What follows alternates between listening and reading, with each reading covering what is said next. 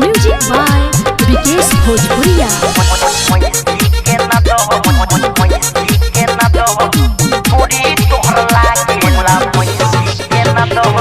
नाने उम्र तोरा ऐसे न बोला कहता रखो बहिते चोली तो खोला अरे खोला। नाने उम्र तोरा ऐसे न बोला कहता रखो बहिते चोली तो खोला के कर बड़े चला तो हर को मन गुस्सा दह। अरे ढोडी तोहर लागेला भैंसी के न दह। अरे ढोडी तोहर लागेला भैंसी के न दह।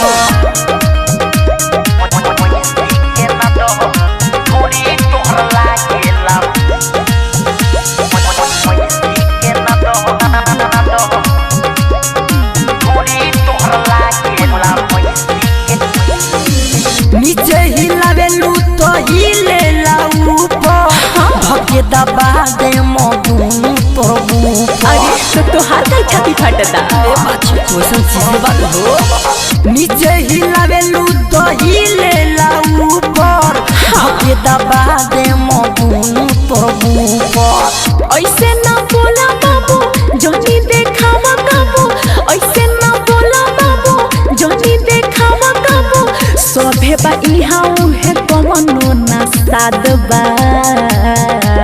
अरे ढोडी तोहर लागेला भैंसी के न दह। अरे ढोडी तोहर लागेला भैंसी के न दह।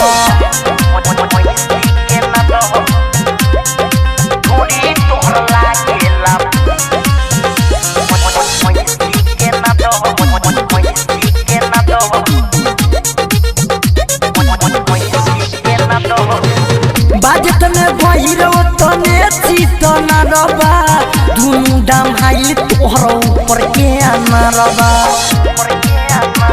रे बाची सुन रे बाजत में भैरो तने चित न रबा दुनु दाम हाई तोहर ऊपर के न रबा।